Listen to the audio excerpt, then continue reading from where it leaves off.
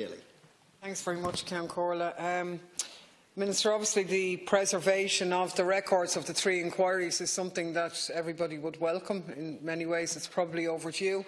But the fact that that positive act and the legislation that you're proposing to do that would also contain within it one of the most regressive, unhelpful and draconian pieces of legislation, I think, is absolutely appalling and strikes a chilling tone on an issue enforced, I suppose, on our citizens who have already been violated by this state. I find it utterly shocking, and while I realise that we're here with this being pushed, as it were, that it's been pushed because of the lack of legislation before the House because of Brexit. Is it happening? Is it not happening? And the lack of legislation there. But still, the fact that it has been rushed because of that vacuum, I think, is completely unhelpful. The first thing we have to say here is that the sealing of records or archives for 75 years is unprecedented. It's unnecessary and it's extreme. And I will absolutely oppose this tooth and nail. I'm actually shocked by it. And I think the Minister does need to clarify what records are we exactly talking about here and why. Because we've heard about the illusion of the sensitivity to survivors and so on. But there are a lot of administrative records, for example, that are not testimony, but that will help us understand how the Commission operated. If they get buried, well then, that is people's worst expectation of cover-up or whatever. We know, for example, that the National Archive Act 1986 provides for officers of government departments, with the consent of the Department of the Taoiseach, to certify that the release of departmental records which are more than 30 years old would, in circumstances, be contrary to the public interest, or would or might constitute a breach of statutory duty or a breach of good faith on the ground that they contain information supplied in confidence, or would or might cause distress or dangers to living persons. So that clause is already there, and that's an adequate clause to protect any information or any person that needs protecting. Therefore, the excuse, if you like, of why we need this gagging clause inserted doesn't hold water, because the sensitivity and people whose interests might be damaged in relation to information that they gave in confidence is already protected under the legislation that we have here. So why are we doing it? And what is being gagged here? We don't know what the wishes of the people who gave the testimonies are. We know some people are deeply distraught at the mention even of this legislation. But can the Minister, for example, say what percentage of the people who gave evidence before the Commissions wanted a 75-year-old cause? Were the survivors consulted about this proposal? Were alternatives given? Were alternatives considered? How many of them were asked or given options about how to preserve their records? Or did they have a copy of their own testimonies and so on? We know that those people who gave testimony to the Mother and Baby Home Commission, for example, are not given a copy of their own testimony. And I don't think that's adequate, and I don't think that that's fair. Now, appropriately, former head of the National Archives, Katrina Crowe, has been quoted in here, and it's not an accident, and I'm going to quote her again, because she is the foremost authority on the issue of archives in this state. And archives are, if you like, the public's information. They're part of our history. And she said recently that there was no clear reason why people should be denied access to copies of their own information. That would be entirely in keeping with modern, if you like, data, personal requests and so on. And she cited the Military Pensions Act, for example, 1924-50, which required applicants to submit detailed information on military actions in which they were involved in 1916 to 1923. And in every single one of those cases, a copy was given to the applicant. So why are the survivors of abuse not given the same respect? And that's a question that the survivors themselves have asked, because those files in the Military Pensions Act dealt with very serious conflicts. We're talking about 1916, we're talking about the War of Independence, we're talking about the Civil War. Very sensitive issues, but they weren't subject to a gagging clause. There's no problem with them at all. And even after the controversy around the Boston tapes, for example, Nobody mentioned, oh, a 75-year rule for the likes of the Boston tapes. So in those examples, nobody saw fit to have a 75-year rule. But yet, for the victims of industrial abuse, we have a different set of criteria, which for those people is, this is the story of our lives. We've been treated differently and disrespected all our lives, and our records after our death are going to be the same. I mean, it is the final insult for so many people. And Catriona Crowe raises very important questions, as far as I'm concerned, in relation to the legality of the proposal, or lack of it, because it will in effect disable parts of the National Archive Act and will put records beyond the scope of the Freedom of Information Act, a step that will weaken citizens' rights to vital information about themselves, which in the era of the GDPR and all that, I think is potentially illegal.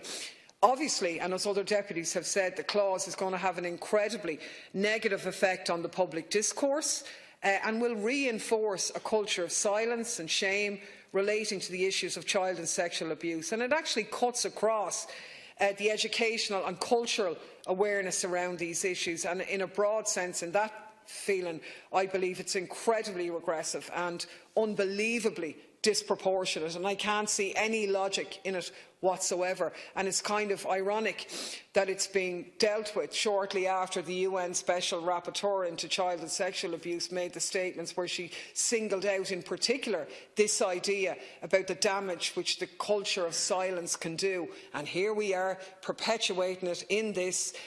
One of our last dirty little secrets will be locked up for 75 years. Now, let's look at why do we keep archives and why are they so important. In the first instance, it's to ensure that our knowledge of the past, of human social life in all its varieties, good and bad, remain available for the future. It's very important that they're preserved, of course, and we welcome that part of it, but 75 years instead of the standard is not justified, given, as other deputies have said, the records can be anonymised, any sensitive material can be redacted, and then there's the safety valve which I mentioned at the start, that's already provided for in the legislation. But we have to say as well, the 30-year itself is now considered to be too stringent. The UK has passed legislation to transition to a 20-year rule by 2022.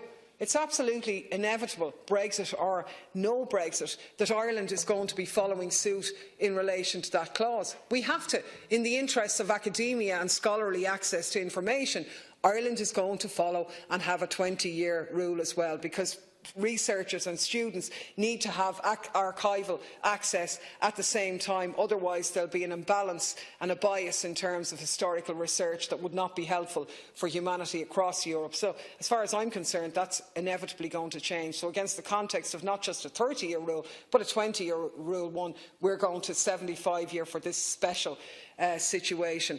I think we shouldn't engage in limiting our own understanding of history or our research options. We should be trying to manage our archival resources in a thoughtful manner, on a par with our European neighbours, without having to resort to what is in essence an excessive gagging legislation that will have the other impact of hindering future research. And I think, you know, to hold back particular records for a much longer period than is the norm does set up a very worrying precedent and does arouse suspicion, and justifiably so. I mean, many of the survivor groups already feel that there's been an incredibly inappropriate delay in dealing with the conditions that they experienced, in addressing the criminal activity that took place in the institutions, how that was ignored and covered up, how they'd no recourse to the justice system for most of their lives. And if you look at, you know, the escape clause used in the UK to block the release of archives after the 30-year rule. So where do these exceptions normally apply? Well, in Britain, there are files like the Westland Affair, Gibraltar, the Falklands. In other words, incredibly controversial events. And most of us believe that, you know, these are being gagged beyond 30 years because the state in Britain have something to hide in relation to them. That's the reason. So is this the same here? Is this why we're doing it? It looks very much like it. is, because there's no other logical explanation for why that would be, and that's the way the survivors see it. It's a cover-up. There's no precedent. The only precedent is incredibly controversial international results where the state has something to hide. Nothing else. So unless you can give me a good reason, I would be absolutely strenuously opposing this, because it's not just important for the victims themselves. It is important for history and for future generations. Now, the Cambridge historian Richard J. Evans, who coincidentally is speaking in Trinity College this evening, was a key expert witness against the racist, anti-Semite and falsifier of history, David Irving, in an historical trial in April 2000. Now, Irving falsified history of the Second World War in many of his books in order to deny the Holocaust, in essence. And Evans was an expert against him.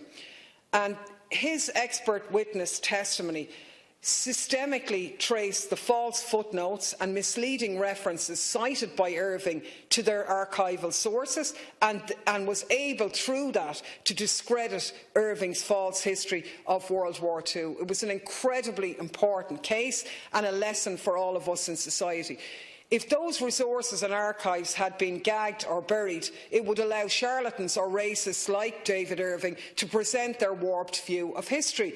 Historical scholarship has to have the ability to reach reasoned conclusions on the basis of a careful examination of written evidence. And that's all we're asking for here. We can't engage in obstructing the historical record, and that's what this looks like. We need to have the capacity to know what happened to all of the people when they're no longer around to tell us themselves. It's absolutely vital, and to impose any special clause on that is to do them, their families and their testimonies an enormous disservice, and I'm really unhappy about this. I think there's a certain irony that we're discussing this in the era of false news, fake news, and you know, the rise of the far right on that, because accuracy and truth are hugely important. But burying the truth causes huge problems, and it's something that we can't, as a society, afford to do. And you know, I'd like to, again, as we've done many times here before, salute the efforts of the victims and the people who had the courage to speak up and speak out and come forward to testify against the perpetrators of violence and sexual abuse. Many of those perpetrators remain unaccountable for the heinous crimes that they caused. And now to call for an exceptional seal of those records for 75 years does create the impression of hiding something. It's shame and stigma all over again, and it's not helpful in terms of healing.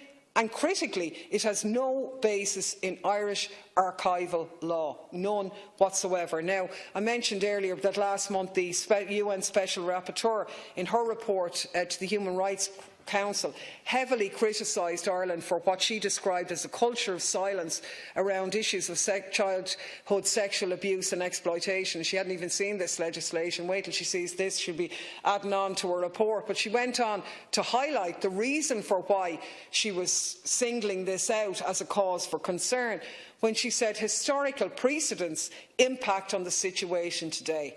And that's absolutely the case. If we don't learn the lessons from the past, we can't move forward into the future. And we know that the state's response to the legacy of sexual abuse, incarceration, forced adoption, the mother and baby homes, has been a disappointment to the survivors. Instead of support and redress and access to justice, the state has engaged in denial, delaying, gagging survivors, limiting the scope of investigations, leaving people behind, the Bethany homes, the Magdalen laundries, given indemnity to many of the perpetrators, St Patrick's Guild and the likes, letting the religious orders off the hook for the financial bill, re-traumatising many of the victims all over again through the setting up of Caranua and the mismanagement of that. This is part of that.